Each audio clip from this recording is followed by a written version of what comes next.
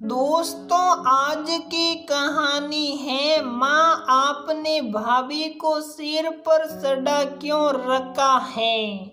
दोस्तों, कहानी शुरू करने से पहले अगर आपने हमारे चैनल को सब्सक्राइब नहीं किया है तो सब्सक्राइब कर लीजिए ताकि आपके पास पहुंचे हर नया वीडियो।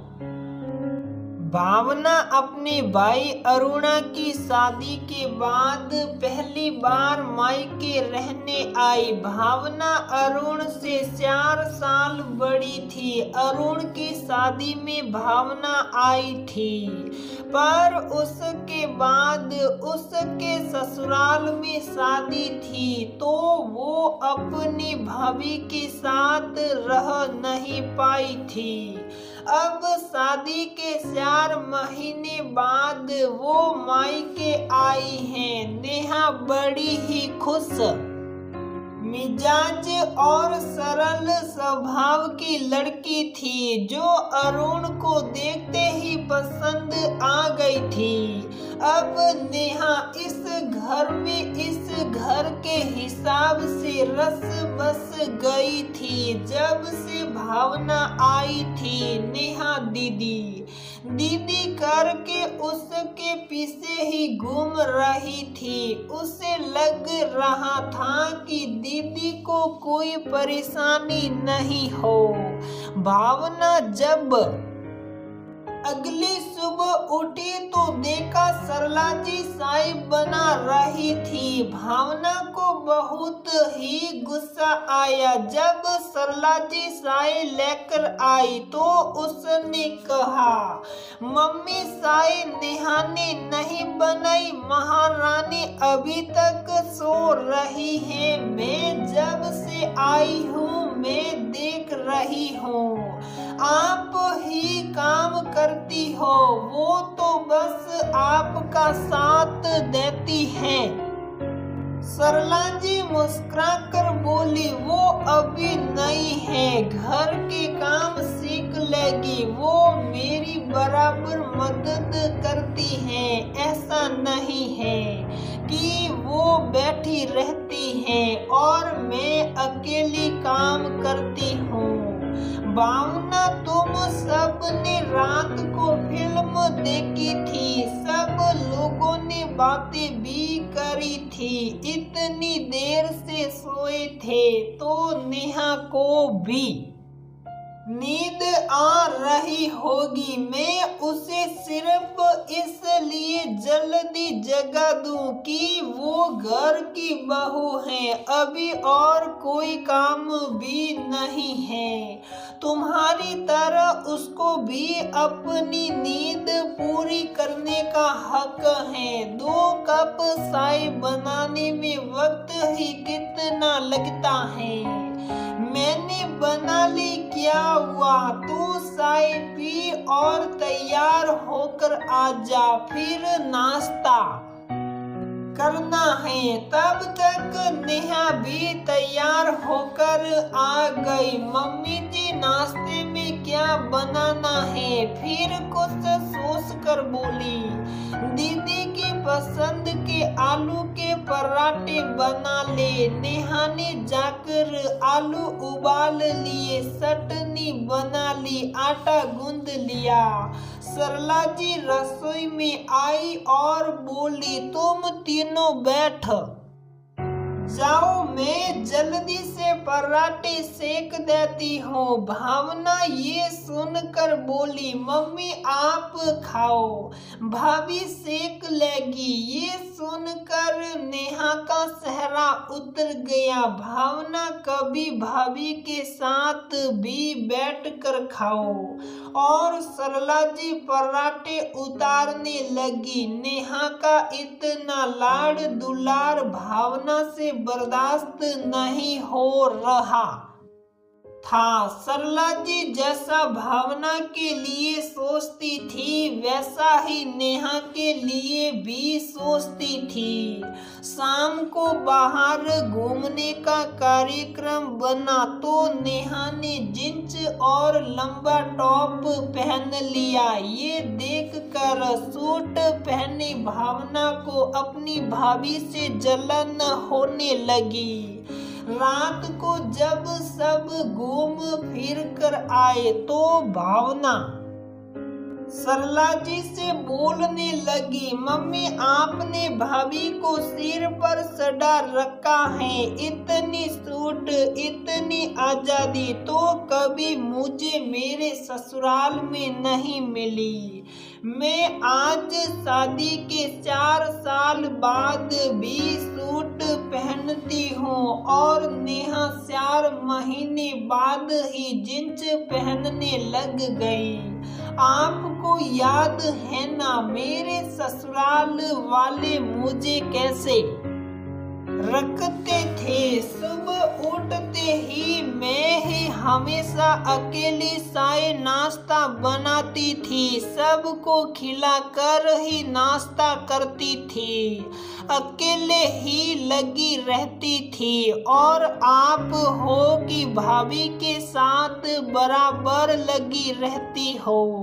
इतनी आजादी देकर उसे बिगाड़ लोगे फिर वो सुधरेगी नहीं। बहुओं को इतना सिर पर सड़ा कर नहीं रखना चाहिए। भावना ये सब मैंने तुझसे ही सीखा है। मैं आज एक अच्छी सास इसीलिए बन पाई हूँ कि मैंने तेरी तकलीफ देखी थी, तेरा दुख महसूस किया था। जिस तरह तू अपने ससुराल में दुखी परेशान रही, मैं नहीं चाहती थी कि मेरी बहू भी उस स्थिति से कभी गुजरे। जो सुख तुझे नहीं मिल पाए वो मैं तेरी भाभी को दे रही हूँ। जो बंधन तुझ पर तेरे ससुराल वालों ने लगाए उन बंदिशों से मैंने तेरी भाभी को मुक्त रखा है। इसमें सिर पर सड़ाने वाली तो कोई बात नहीं है। मैं नेहा का बिल्कुल तेरी तरह ही ख्याल रखती हो। जरूरी है कि जो दुख तूने सहे वो दुख मैं अपनी बहू को भी दूं। भावना इन 4 सालों में तेरे ससुराल वालों का जो व्यवहार तेरे साथ रहा है उससे मुझे अंदर तक तकलीफ पहुंची है। माँ हूँ तेरी, मेरी आत्मा जलती थी। जब भी तू फोन पर रोती थी तो मैं रात को बिस्तर पर चैन की नींद नहीं हो पाती थी। तेरा हर छोटी बड़ी बात पर कूदना मेरे दिल को अंदर तक चीर देता था। तब मैंने निश्चय किया कि जो व्यवहार तेरी सास तेरे साथ करती है वो मैं अपनी बहू के साथ कभी नहीं करूँगी। तेरी दादी ने भी मुझे बहुत दुख दिए हैं, मैंने सहे हैं। वो उनका व्यवहार था, मैंने उससे सबक लिया। मैंने तेरी सास से सबक लिया कि बहू को इतना दबाकर रखने के क्या दुष्परिणाम होते हैं। मैं कभी खुश नहीं रही, तू कभी ससुराल में खुश नहीं रहती, पर मैं कोशिश करती हूँ कि मेरी बहू हमेशा खुश रहे, उसके चेहरे पर हंसी बिखरी रहे, उसे एहसास हो कि उसका ससुराल ही अब उसका घर है। वो या बिना तकलीफ के आराम से रहे। भावना, मैं क्या गलत सोचती हूँ, मैं क्या गलत कर रही हूँ सरला जी की बातें सुनकर। भावना भावुक हो गई। नहीं मम्मी, आप बहुत सही कर रही हैं, मुझे माफ कर दो। जो मैंने ऐसा बुरा सोचा, क्यों हम ननदे यही चाहती हैं कि जैसे हमारे ससुराल वाले हमें रखते हैं, हमारी भाभी भी वैसी ही बन कर रहे। हम अपने स्वार्थ में अंधे हो जाते हैं, हम बहुत गलत सोचते हैं। ये सोच हर औरत की होती है। जब वो सास बनती हैं तो सोचती हैं जो मैंने सहा है, जैसा मेरी सास ने मुझे रखा वैसा ही मैं अपनी बहू को बना कर रखूं। ननद बनती हैं तो भाभी के साथ वैसा ही व्यवहार करती हैं जैसे उनकी ननद उनके साथ करती हैं। हम अपनी ओर से अच्छा नहीं बन पाते। अपनी खुद की कोई सोच क्यों नहीं रख पाते। हम बस एक दूसरे का अंधानुकरण करते हैं।